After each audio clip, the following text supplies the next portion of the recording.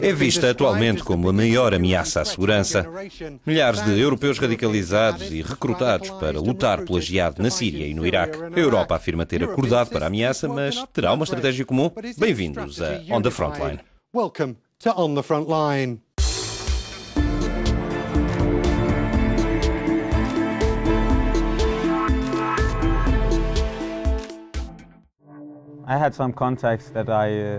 Falei com alguns contactos que tinha e apanhei um avião para a Turquia.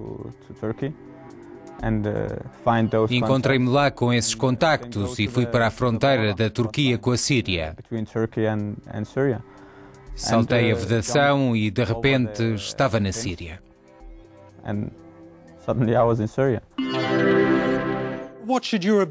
O que é que a Europa devia fazer para impedir que mais cidadãos se juntem a grupos extremistas, incluindo o autodenominado Estado Islâmico? E qual é a estratégia montada para o caso de decidirem voltar a casa?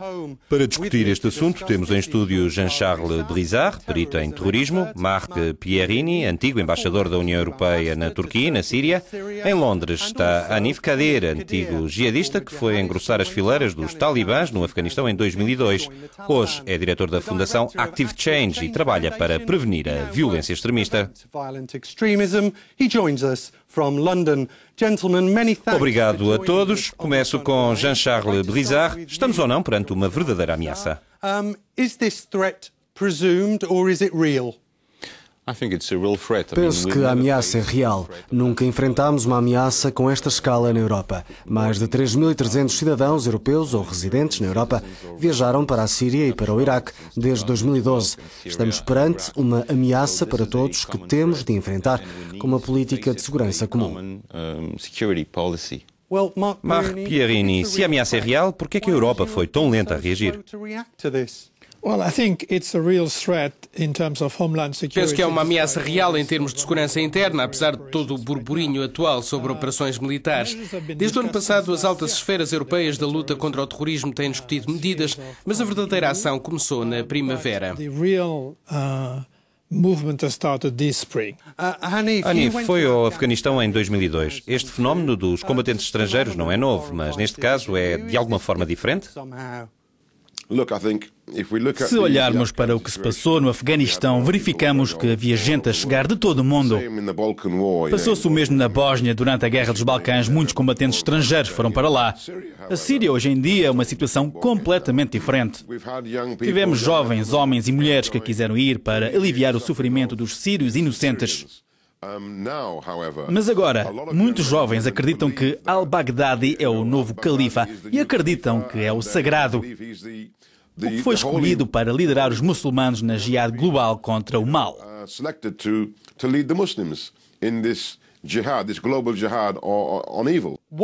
A Dinamarca é um dos países da União que tem visto um número significativo de cidadãos partir para a Síria. Fomos até Copenhaga e falámos com um jihadista retornado que afirma ter integrado uma facção do Exército Livre da Síria. Estive 2 vezes na Síria. Da primeira vez fiquei 2 meses. Fui para a Síria porque vi as injustiças que estavam a ser feitas ao povo sírio pelo opressor Assad enquanto o mundo olhava para a tragédia com indiferença. Nessa altura só sabia do que se passava através dos vídeos que estavam no Facebook ou no YouTube. Eram as minhas notícias, as minhas fontes. E era muito romântico ver esses vídeos com os combatentes juntos, todos a cantar e a combater juntos o mal. Inspirou-me.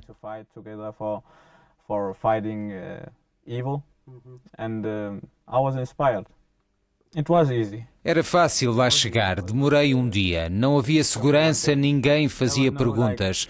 Apanhei um avião para Istambul e depois um autocarro para a fronteira.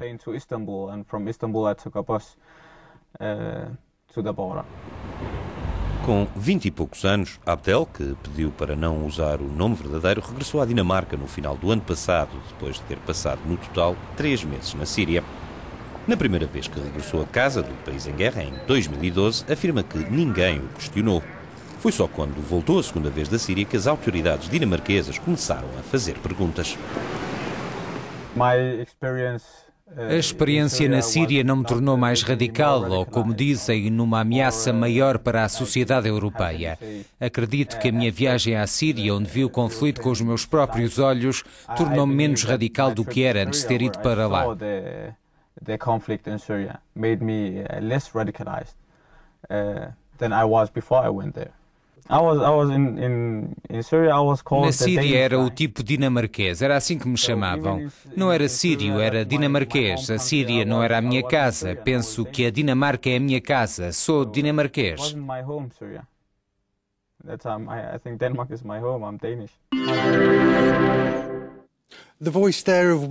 Foi o testemunho de um jihadista que regressou. Jean-Charles Brizard, o que é que os governos europeus deviam estar a fazer em relação a pessoas como esta? Retirar-lhes o passaporte? Torná-las apátridas? A maioria dos governos europeus está a tentar prevenir o fenómeno, ou seja, acreditamos que já é muito tarde para agir depois dessas pessoas terem viajado para zonas de combate no estrangeiro. Mas o que é que fazemos com eles? Porque irão regressar ou não? É claro que vão regressar. A maioria vai voltar no estado de espírito que vimos na reportagem. Ou seja, pessoas que foram lá lutar, mas que não regressam mais radicalizadas. No entanto, uma minoria, estimamos cerca de 1 em cada 9 das pessoas que regressam da Jihad, seja do Afeganistão, da Bósnia ou de outro lado qualquer, vão regressar com o desejo de cometer atos terroristas no nosso território.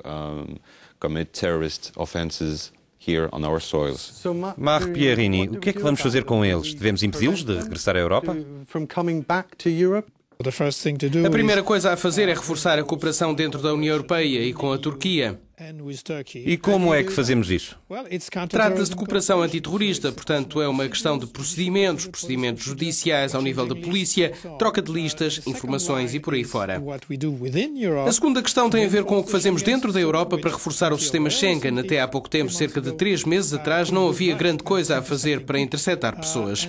Outra questão é como prevenir que os jovens vão para lá. E a maioria dos jovens que vai para a Síria vem de zonas pobres. São jovens que abandonaram a escola, que não têm trabalho e que possuem uma educação religiosa extremamente vaga. Ok, Hanif Kadir, a maioria das pessoas que vão para a Síria abandonou a escola, não tem educação. O que tem a dizer sobre isto? Quem está a ir para a Síria são rapazes e raparigas, pessoas muito emotivas e que podem vir de todas as camadas sociais. Temos jovens adultos que receberam educação nas escolas, nas universidades e que vão para lá. Sabe, a ideia é que são jovens que abandonaram a escola e que não conseguem arranjar uma vida na Europa está errada. Diria que estes casos representam 25 a 30% das pessoas que vão. As restantes não, são uma mistura de gente das mais diferentes origens e classes sociais, para ser muito franco. O que diz a isto, Marc? Bem, muito claramente a crise económica na Europa e o facto de existir uma xenofobia crescente em relação aos muçulmanos também têm desempenhado um papel.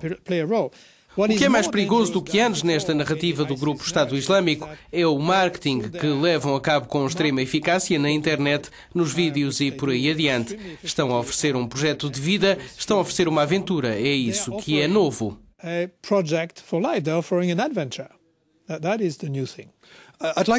Voltando a Schengen, Jean-Charles Brizard, a Europa fala muito, mas pouco tem sido feito para tentar criar melhores sistemas de informação e uma melhor comunicação entre os Estados-membros. Porquê? Os Estados-membros estão a trabalhar. O problema é a Europa hoje. Um exemplo simples: os registros com os nomes dos passageiros das companhias aéreas. Os acordos para a partilha de informação com os governos arrastam-se meses, se não anos. Mas isso foi bloqueado no Parlamento Europeu.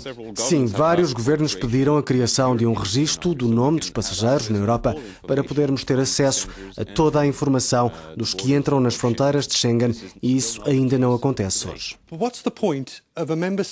Mas de que serve a um Estado-membro, como a França, criar leis draconianas que afetam as nossas liberdades para prevenir o terrorismo se, nomeadamente, não há partilha de informação?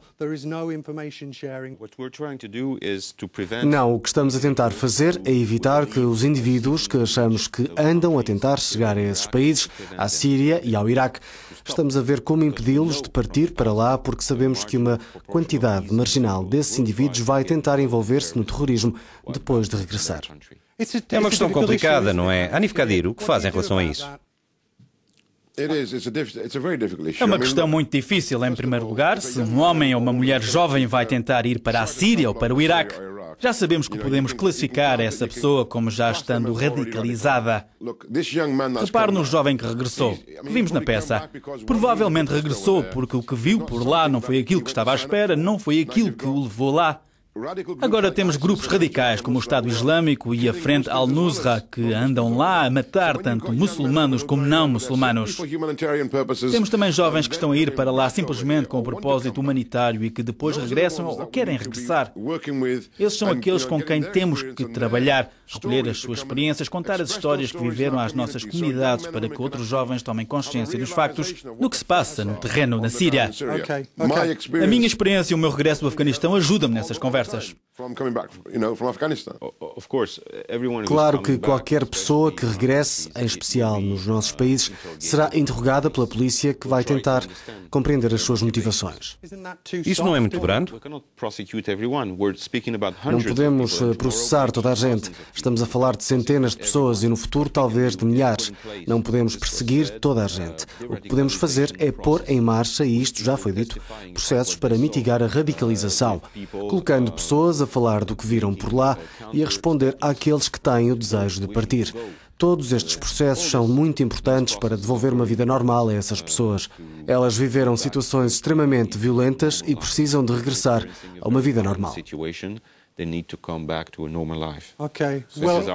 Os serviços sociais nas comunidades e a educação vão ser muito importantes no longo prazo. Obrigado a todos por terem vindo a esta edição de On the Frontline. Regressamos no próximo mês. Até lá pode encontrar-nos nas redes sociais, no YouTube e na página da Euronews. De toda a equipa que produziu este programa, obrigado pela companhia.